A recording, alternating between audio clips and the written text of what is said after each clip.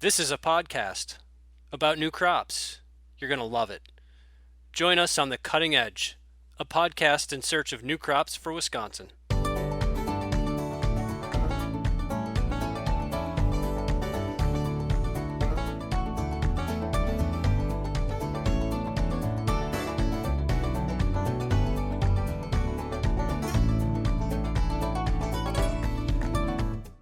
Well, we would like to welcome you to The Cutting Edge, a podcast in search of new crops for Wisconsin. I am your co-host, Ashley Olson. I am with the University of Wisconsin-Madison Division of Extension in Vernon County. And joining me as my co-host today is Elena Voss. She is the UW Division of Extension Agriculture Educator in Juneau and Sauk counties. So, Elena, today a podcast talking about cut flowers. It's minus 10 outside. How nice to talk about something spring, bring some hope here, right? I know, I'm looking forward to those spring colors. I know when we're looking at the house situation for ourselves, my fiance and I were really looking forward to planting those flowers and getting them started for our future home. So yeah, I'm excited to hear and learn more about these cut flowers and what's going on with that.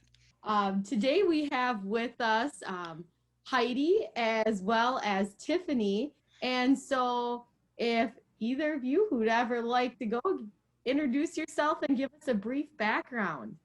Well, I can start. My name is Heidi Hensel-Buntrock, and I am the 4-H coordinator in Washington County. So you may ask, well, what does 4-H and cut flowers have to do? Well, I have a side business that I guess started as a hobby that's gotten out of hand. Side business called Willow Creek Farm and Gardens, which was started 10 years ago.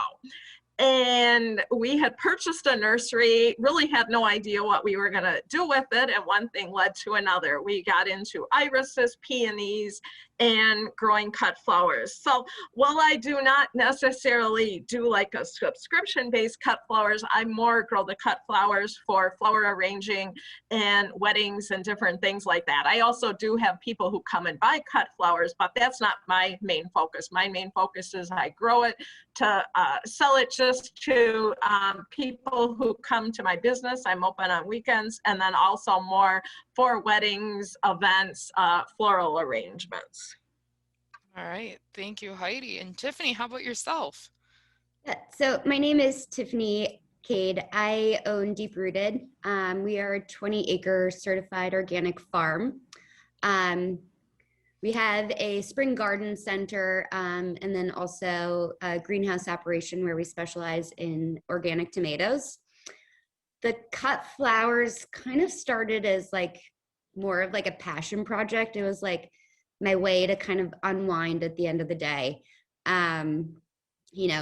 Walking past the fields, I would grow like zinnias and different things and just trim little bouquets to take home or send to my family. And then it was probably about 3 years ago, my future sister-in-law was getting married, and it was the night before her wedding. And she had all these buckets of flowers in her basement, and she was like, so about my bouquet, and essentially expected us to just like whip something out. We did manage, they turned out gorgeous, but it was kind of a nice way just to be thrown into it. So that next year I really kind of ramped up and started seeding a bunch of different varieties of flowers that I typically wasn't that familiar with. So each year we kind of keep growing new things. This year I've got a whole list of different varieties that I've never grown before. So I'm super excited to start those. Really dive us deep here into how you determine what flowers you're growing, how are you growing them, when are you growing them? So what I do is typically with my annuals, I know what weddings I have this year. So last year I did in September, the beginning of September, I had a wedding that was all sunflowers, and they did I was able to fill in with some other flowers that would complement sunflowers. So mostly, like, as you mentioned, Tiffany, the zinnias, yellow zinnias. So what I do is I make a list of what I need, what I'm thinking. And of course, when you're doing a wedding, you're shooting for a certain date, the beginning of September. You never know. Is sunflowers, okay, the packet of seeds says 60 days. Well, is that 60 days? It's typically an ideal growing situation, but last year we had a hot summer. So of course, a lot of my, what I was planning for the beginning of September, they were ready mid-August. So what I do is subsequent planting. So I don't just go out on May 15th and plant all my seeds. I do multiple plantings, especially on sunflowers where you've kind of got that one, you're going to get a one pop shot of the bloom. And now a zinnia, on the other hand, you plant those seeds probably mid-July, they should start blooming. And if you keep cutting them back, and what does that mean? You have to deadhead, go out and cut anything that's past prime, and then the plant will send up new shoots, and that they will continue blooming up until frost. So I look through seed catalogs and really make out a list of what I want to grow. And then with my space that I've allocated for the annuals, I go out, I make a diagram of what I'm going to grow. Now my perennials, I grow irises, which are not necessarily a good cut flower, but I do grow peonies and other perennials. Peonies, peony weddings in June are very popular. And of course, if someone wants to get married in September and have a peony wedding, that's not an option. Peonies, you are able to cut those in a tight bud stage and wrap them and keep them in the refrigerator.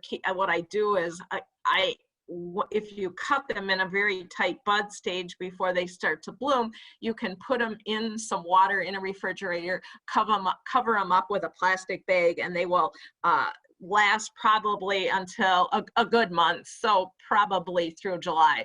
But of course, you've got some, there's some risk factor in that. So what I really recommend to people is if you're looking for peonies, you've really got to shoot for that July time frame. Thanks. Yeah, I totally agree with Heidi.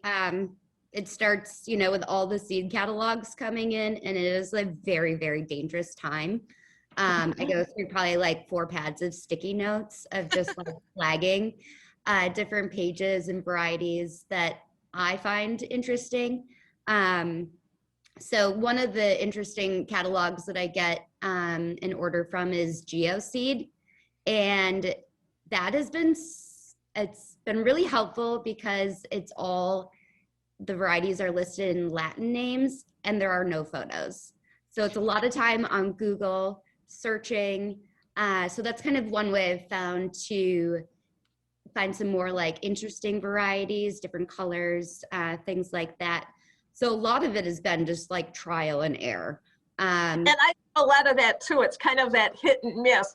Oh my gosh, this took forever. And then all of a sudden you see a description and you think, oh my gosh, I have to have this, and you grow it. And it's like, seriously, what were they thinking? At least, but that's the other thing. Just because something grows well in my garden and my soil, I'm in a very sandy soil area. And sandy soil, you can grow anything, but it requires water. So in the July, when we're in that 3 and 4 week drought, I'm having to water every day. Now, people that live, probably on the eastern end of Washira County is big, heavy soil. There, the commercial growers do not even have irrigation. So a lot of it also is your soil. And I don't know, what kind of soil do you have, Tiffany?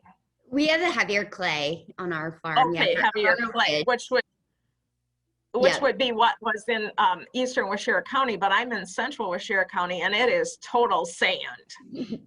Yeah, most years we don't have to worry too much about irrigation. Just when we're transplanting and things like that, we make sure that we're doing it at an appropriate time where we see rain in the forecast, or I do have a way to get some sprinklers and stuff out there.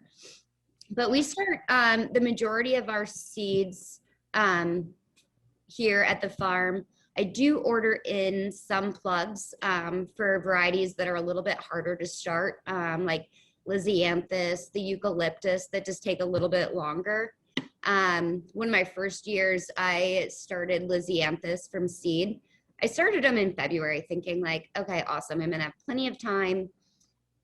These seeds weren't ready to plant until like August, which luckily I did order some plugs. So I was already harvesting from those. But yeah, it is really just a lot of trial and error. And each year, you know, I keep a big notebook of notes of when I'm planting things, when I start harvesting, how long I'm harvesting. So it's, you know. It probably, why don't you share with the group what is a plug? Because not everyone may know what is a plug. Yep.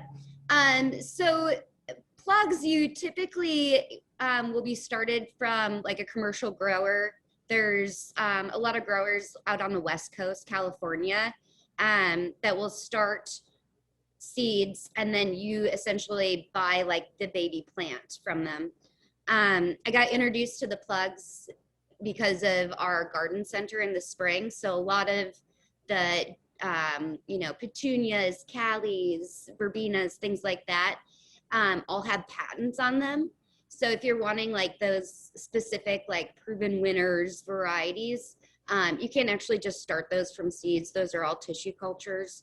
So you buy in these baby plants. So it's kind of like a little jump start to the seed starting. But, you know, I do enjoy the seed starting process, growing everything from seed to flower. It's just fun to watch the progress of everything. But there is a lot of starting vegetable seeds, because we're primarily a vegetable farm, versus starting flower seeds is two totally different beasts. A lot of the flowers are much longer to germinate, and then you also need to do like succession planting, so you're getting different harvest times throughout the season. So snapdragons, zinnias, delphiniums, stock, we start all of those in succession. So we'll do usually 2 weeks apart. So we'll start some, and then 2 weeks later we'll start another round of those, so we have a continuous supply of harvestable stems. Okay. Now it's interesting you say you do zinnias in succession. I've never found that. I've found we do one planting, and if we do the deadheading, we have that continued ample supply of the zinnias throughout the season. Yeah, we can continually harvest from some of the varieties, but the flowers has like our flower business has been more of like my passion project. So I'm not always out there to deadhead or things like that. So we are actually looking to have like a U-cut day this summer to kind of help me with the deadheading and keeping things, you know, trimmed down. Neat. That's a neat idea, especially That's a neat idea. Yeah. Exactly. Mm-hmm. So you kind of hinted at it, but can you kind of give us a calendar view of, you know, how you get started and how your growing season goes? You know, am I starting in May? Am I starting in March? You know, some of those different parts. Yeah, so we have a greenhouse. We have 4 greenhouses, but one is primarily for like all of our seed starting and then our flower production. So I'm starting. So I just want to jump in. What percentage is flowers versus your vegetables? Because I know you mentioned you were predominantly vegetables. Yeah, so the flowers is really a new section of our business, probably in the last like 2 years. I have like a quarter of an acre, and then I do have a high tunnel that we grow in, and then this year we're going to be putting up a couple caterpillar tunnels just to kind of help with that season extension, because we do have cut flower subscription in the spring. So we grow around 5,000 tulip and daffodil bulbs, and so those are all in the high tunnel. So those will be blooming a little bit earlier, probably 2 to 3 weeks earlier than what would be blooming outside. Okay. So the flowers is really a small section of our business, but it's becoming more popular. And I mean, especially with COVID in 2020, a lot of people were wanting fresh flowers. 5,000 Do you sounds like take a lot to me. Do you Even take though the bulbs up each fall and replant them, or do you leave them in the tunnels? I will pull them up. So, for example, with tulips, when I harvest it, I will actually just pull, I'll grab at the base of the plant and then just pull the bulb up with it. From the research and different classes I've taken with other flower growers, there's a big chance with like disease and things with tulips. So they recommend to pull up the bulb, and then when I store them in the cooler, I will store them kind of how you're talking about with the peonies. I will leave the bulb on and then just like wrap them up really tight in some craft paper, and they'll last for weeks in there. And then when I'm ready to use the tulips, I'll cut the bulb off and then hydrate them, stick them in some water, allow them to hydrate, and then they're set and ready to go. I do take the bulbs and plant them outside. We've had, some that have come up, some that haven't, but I figure it's better than composting them. So then you buy new bulbs to plant in the fall for next year's fresh tulip harvest. Yes, correct. Yep. Okay. And Heidi, how about you for a calendar year? What are you kind of looking at? Well, what I do is right now I'm looking at the seeds. I do not have any greenhouses. I direct seed everything. So typically that May 15th to Memorial Day. So in that maybe 10-day time frame is when I'll direct seed my zinnias, my sunflowers. But then again, I'm talking that succession. So some of the flowers, like your snapdragons, I will be planting later into June. And some of the flowers like a snapdragon, I might also be buying plants from a nursery. Some of those that take a little longer, but that's all part of that research, the trial and error. Zinnias grow very easy, direct seeded into the ground, so do sunflowers. Marigolds do, it's just they take a little longer to get growing. So if I know I want some marigolds early on, I might buy some plants and then also do some direct seeding. So basically about mid-May and you want to make sure that the frost is passed. And I think like for our area, the last frost date is around like the 10th, 11th, or 12th of May. So anytime after that, I would be direct seeding. And then of course, your frost is typically around October 1st. So then it's a very sad day when the season ends. So I do not do anything with the greenhouses or the hoops. Okay, yeah, interesting. We start all of our seeds indoors. The only thing I'm really direct seeding is sunflowers. And a lot of that has to do with our soil type. Just being a heavy clay soil, they're not going to germinate well. And then I also feel like it gives us kind of a little bit of a jump start, in the season. So I'm able to start planting in our high tunnel.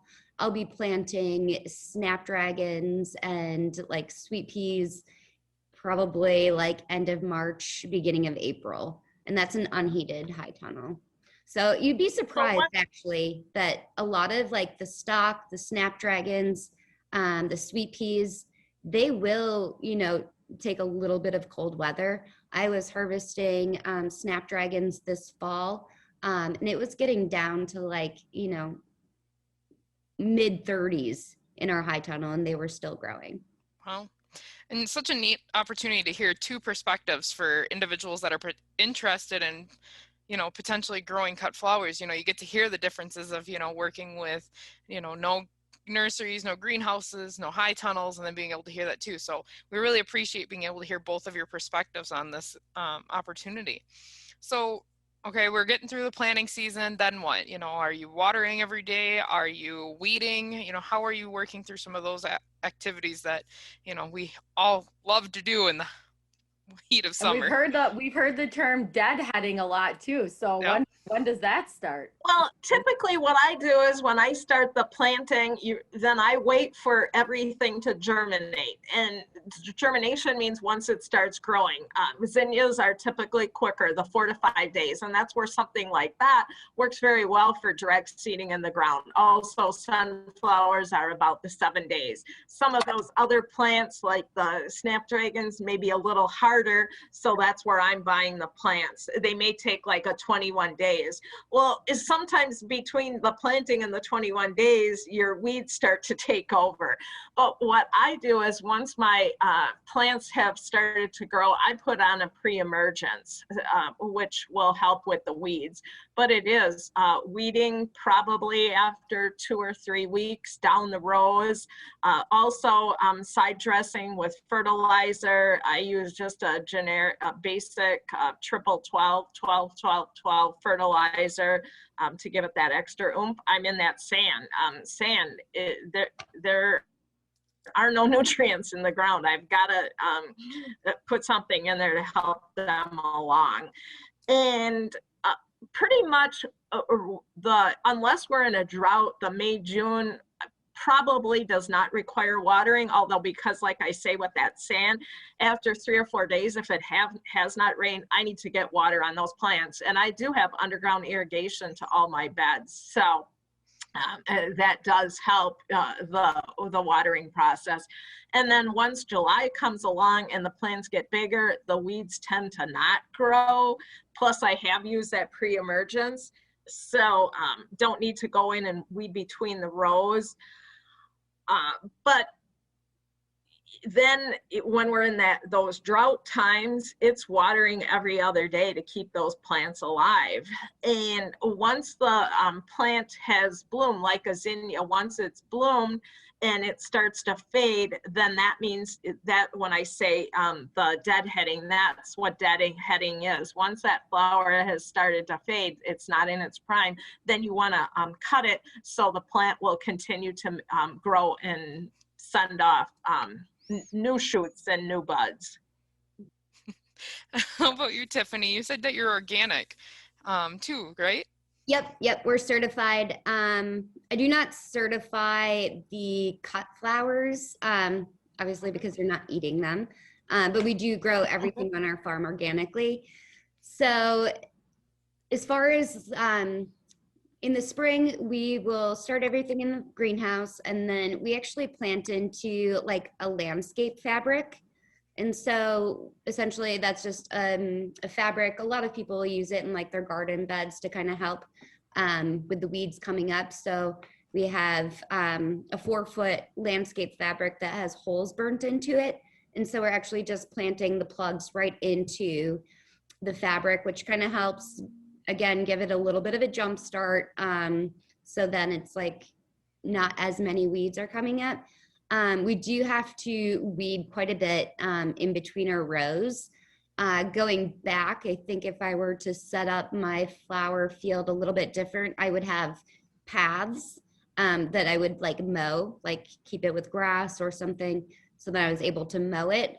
Right now we just use like a hula hoe to go through and weed all of the rows. This year I am going to trial putting down some leaf mulch in the rows to kind of help combat those weeds. But yeah, the biggest thing is right away when the plants are young to make sure you're getting all those weeds. And then once the flowers are established enough, they're likely shattered, creating enough of a shade where the weeds aren't germinating as much, but it's an ongoing thing. So besides weed pressure, which we're hearing a little bit about, and the great weather we have in Wisconsin, it changes every day.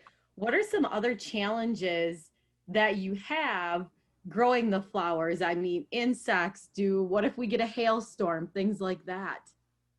Yeah, so we're up on a ridge. So it gets really, really windy up here.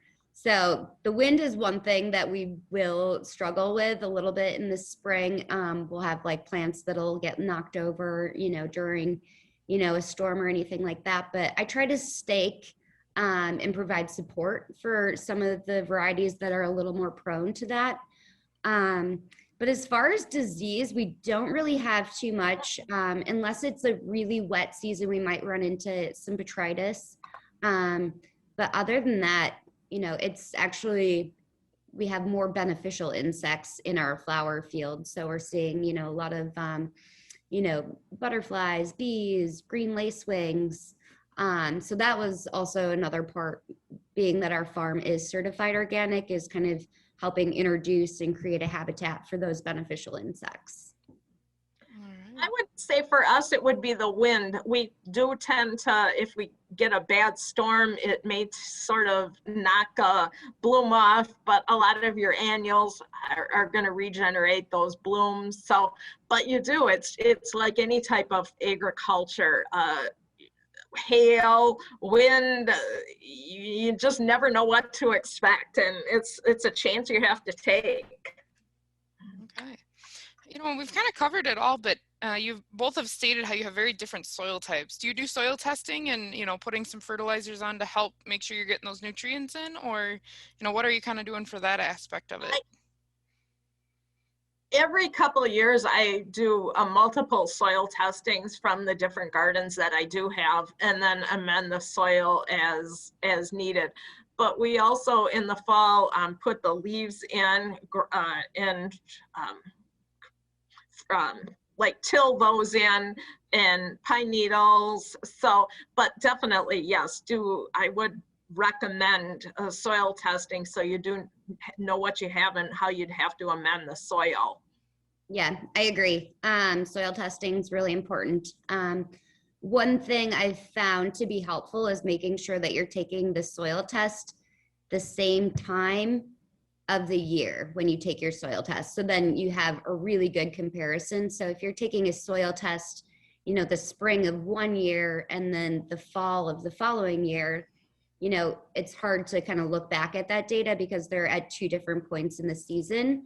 But we use a compost. So I will put fresh compost down on all of our fields. We do a light tilling of the fields, but however, I'm trying to move more into the no-till, just to kind of help with our soil health. So that's something new that we're trying to work on. So one thing I'll do to kind of help prep my seed bed is, like, if I'm direct seeding, say sunflowers, is I'll actually put a tarp over my row. So I'll just go and get, we live in Vernon County, so there's plenty of dairy farms in this area. So I'll go and get the old silage tarps that people have, and then I'll just cut it into my strips of 100 feet. I like to keep my rows pretty consistent. So I'll just cut a strip of that, and then I'll leave it on there for a couple weeks. So it essentially just stops the weeds from germinating.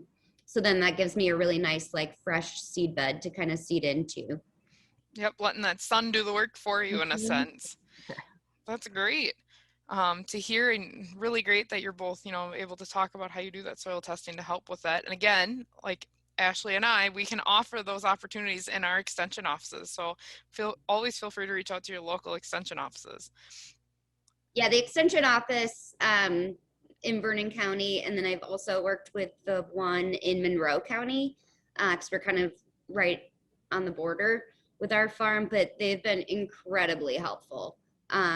I don't know that I've used them so much for our flower production, but also with, like, the tomatoes, like, I can just, snap a picture of something and send it off to my agent and being like, what is this? Especially right away when we were just getting started. I was so fresh. I had no idea. So it was really nice to have that guidance. I would like to say that when there's been calls to come out that way, I mean, who doesn't want to come out to Tiffany's greenhouse and get to want to just be out there and eat tomatoes and the other fresh vegetables and different greens that you package? I mean, it's a nice breath of fresh air to come out and see what you have going on there. Once again, we are listening and to the Cutting Edge podcast in search of new crops for Wisconsin. We have our guests Heidi and Tiffany with us today discussing their cut flower agriculture operations as we keep talking further into this. We've talked a lot about how we grow them, our soils, fertilizers. Maybe we can move a little bit over to some of the marketing and how you market your cut flower subscriptions or your centerpieces and bouquets, Heidi, in your case. Well, I do a lot on Facebook, promote on Facebook. It's free advertising, but I am more word of mouth. And if I really, really wanted to be busy every weekend and do a wedding every weekend, I would attend the bridal fairs and that. But I have a full-time job, so I do need to pick and choose, and weddings are very time consuming. But I would say if you want to, Facebook advertising, also going local to different groups and promoting your businesses with your local Chamber of Commerce's, maybe speaking to your local Rotary, Kiwanis. The other thing is I have actually, when flowers are in bloom and I've got way too many, I will take some, drop them off at a restaurant. They in turn then have said, oh, hey, I didn't know you did this. Could I get some next weekend for something I have going on? So that's also, who doesn't like to get a surprise bouquet of flowers? So that's another good way to promote your business. But I'm not very aggressive with my marketing in that I have more, I pick and choose what I do. It's not my full-time business. And I do not do the flower subscriptions. I have a list of people that come out weekly to get cut flowers, but again, it's not through a subscription base. Great, thank you. And how about you, Tiffany? Yeah, I mean, I agree totally with Heidi. Social media has been huge, and I mean, flowers kind of speak for themselves or sell themselves. Like, they're so beautiful. We also have a website, and then, yeah, I mean, social media and word of mouth, like, those have been probably like our two main avenues of, you know, getting the word out about our cut flower subscription. So a cut flower subscription, it's like a CSA, which most people are familiar with, but it's community supported agriculture. So the cut flower subscription is like that in the sense that you're buying a share into our farm at the beginning of the season to kind of help us with those upfront costs of, you know, the tulip bulbs and all the seeds and just the soil and things that we use at the beginning of the season. And then in return, you're getting a cut flower bouquet. I have multiple different options. I do a spring share, which is 4 weeks. And so that's going to be a mixture of, you know, my early season stuff, the tulips, daffodils, ranunculus. Anemones ranunculus is actually probably one of my new favorite flowers. So that's been really fun to kind of expand on. I have a couple hundred more that I'm going to be doing this year. But then I also do a 5-week, a 10-week, and then a full season share, which is 18 weeks of fresh cut flowers. So prior to COVID, we had pickup locations. So deliver all the bouquets to one place, and then you would go to that coffee shop or, you know, grocery store and pick them up. But with COVID, we did have to adjust that a little bit. We did a lot of on-farm pickups, and then I also offered local delivery, which I think people really appreciated. So I will continue to offer that this year. We do dabble a little bit with weddings, but I am pretty choosy about that just because my thing with cut flowers is I really don't want to be ordering in flowers. I want to grow everything. I want it to be local. I want it to be seasonal, you know, kind of going back to where Heidi was saying, if a bride wants peonies in September, like that's just not really, that's not my jam. You know, there's other local florists that, you know, can order things in. You know, in the slow flower, like local flower movement has been really, really taking off. And so that's really just raising awareness to, you know, like food, these flowers are cut premature, they're shipped in, they have been gassed. They have nasty chemicals on them. So, I mean, it kind of just defeats the purpose of having a fresh flower bouquet. You know, you want to be able to smell it and know that you're not actually like inhaling all these chemicals. So yeah, I'm a huge advocate for slow flowers, local flowers. So I try to just use things that that we grow here on the farm. That's awesome. And with, starting your businesses again, you both sounded like it kind of started as hobbies with the flowers and kind of turned into more. But for other individuals that might be interested in this, is this a good market potential? I mean, for, doing a flower cut subscription or selling for centerpieces, do you have so many people coming to you that you think if there was a neighbor down the road or, other individuals interested, that they could get business just as easily? Oh, absolutely. I'm always about entrepreneurs and small businesses starting up. But I will say, the gold isn't going to come rolling in. There is a lot of hard work. And what I would suggest is to maybe start small and see how it works. I would hate for someone to have to go in and invest all this money in either greenhouses and supplies. To me, you could be spending upwards of $50,000 to get going. And I think if you would just start small and do some trial and error, take some flower arranging classes or do cut flowers, do a subscription with a couple neighbors and friends before you do go really full throttle into this. Just that's what I would recommend. I don't know, Tiffany, you may have different thoughts, but it is a lot of hard work, and it's you've got to be out there in that hot sun, and it's not for everybody. I totally agree. Starting small, grow what you love, varieties, colors that you like, taking the time to experiment before jumping in, because farming is hard. Flower farming is no different than any other type of farming. You're out there in all different types of weather, hot sun, rain, you kind of just have to roll with it. But yeah, we in the Driftless region have quite a few cut flower farms.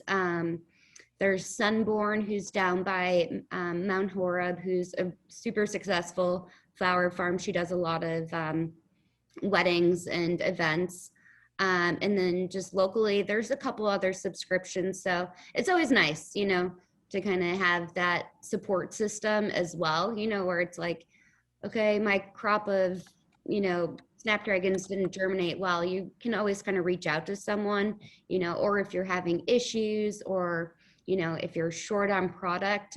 There was a time last spring where my delphiniums just did not do well. So there was a flower farmer and I just reached out to her and I got 2 buckets. So yeah, I think it's taking the time to make sure that it's really what you want to do before jumping it in, because it is quite expensive. Okay. And I also think you both have to be very creative.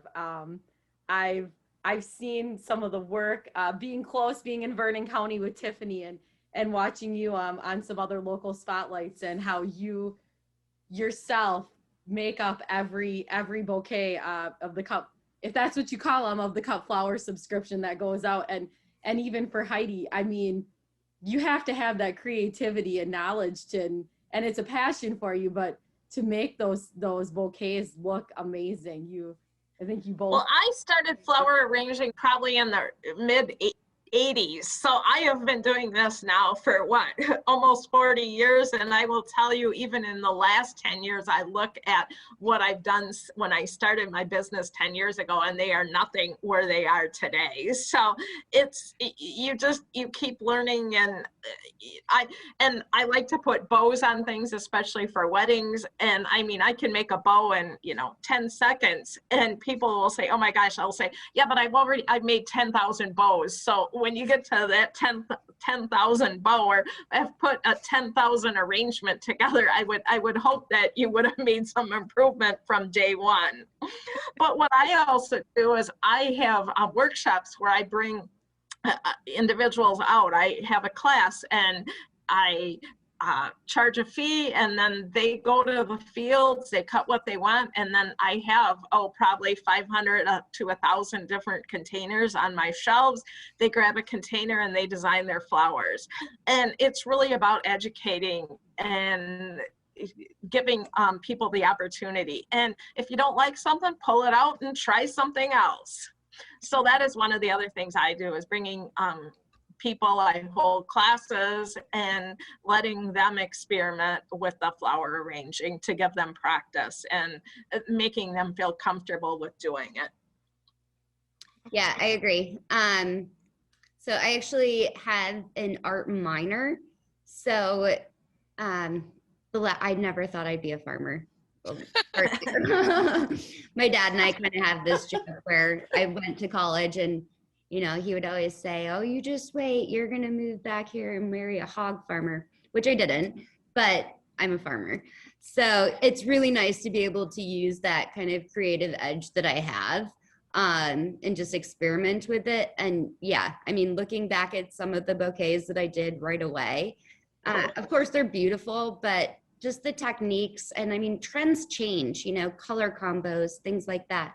So I think it's always, you know, kind of important to be, you know, looking at other flower farmers. What are they doing? How are they using, you know, greens, you know, and foraging has been, you know, something that has been pretty popular as of late, you know, so using those thornless raspberry leaves and, you know, other greenery that is just naturally growing in the area versus, you know, growing the blue plumarium or eucalyptus, which is gorgeous, but, you know, just kind of getting creative with it. So yeah, it's kind of a fun outlet. I do use a lot of what I call just greenery growing. Hosta leaves make wonderful foliage. Also the arbovitas, the cedar trees make wonderful foliage in an arrangement. And even with my arrangements, I encourage everyone to step out of the box. You don't have to have this fancy vase. Could even be a soup can that you took the label off of, and you just might want to go out and cut some flowers and put them in your tin soup can. So it's just thinking outside of the box. Wow, just all the creativity that goes along with it. But, you know, as we look at that creativity, are there any state regulations or federal, you know, things that you have to kind of be aware of and know as you're working through this business? You know, we see so many regulations for other components in agriculture. Just curious if there's any that you see throughout cut flowers and that. For myself, I'm not organic, so I don't have any of those regulations. I do have to have a license through the state because I have a nursery, but outside of that, through the DATCAP, but no other regulations for myself.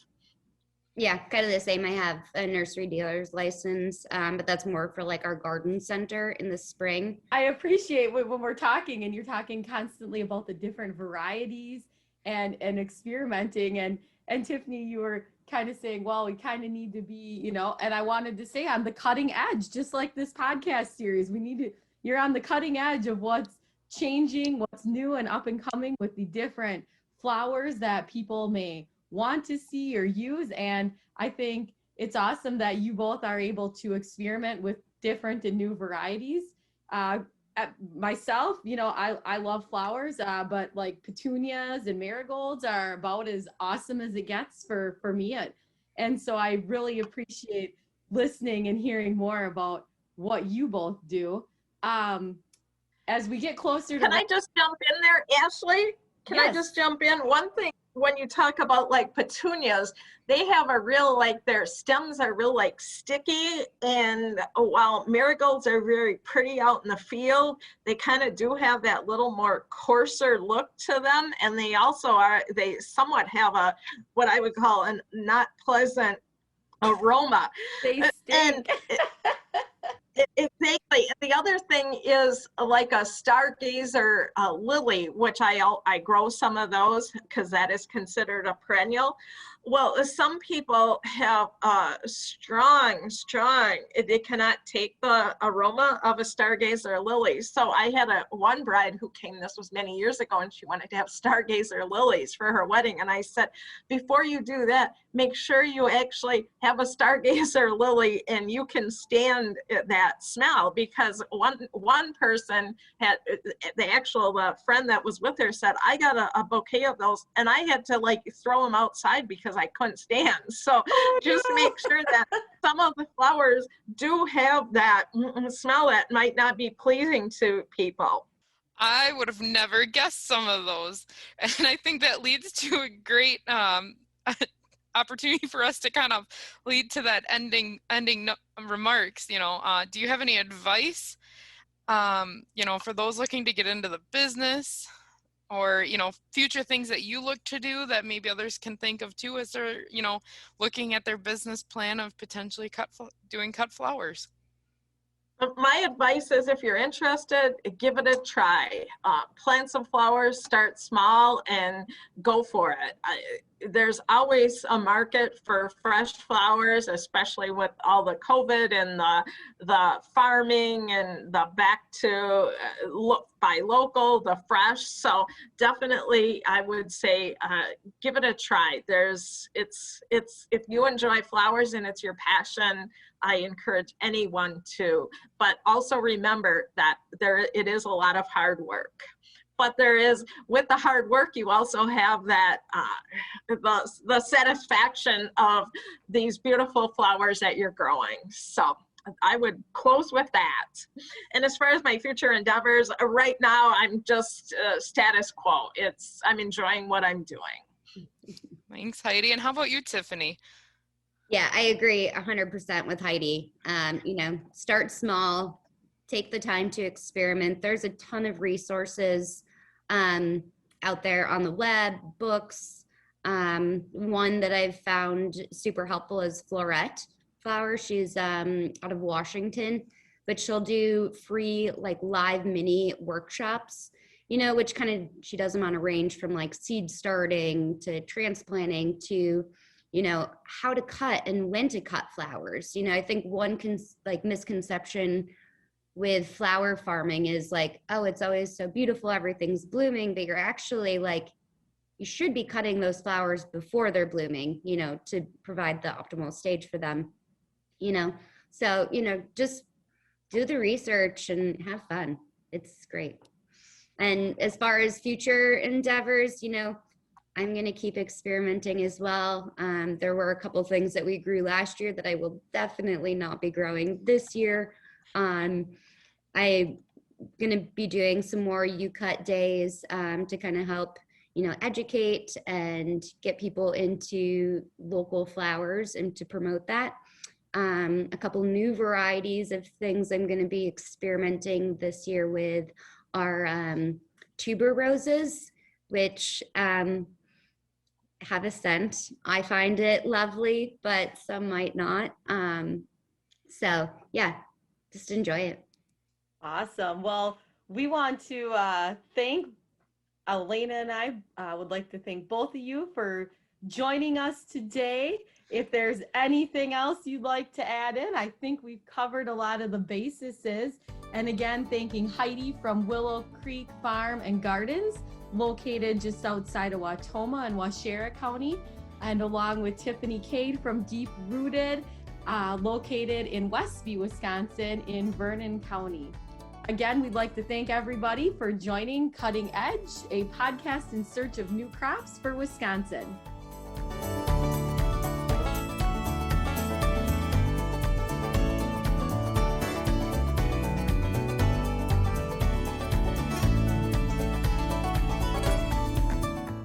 Brought to you by the University of Wisconsin-Madison Division of Extension.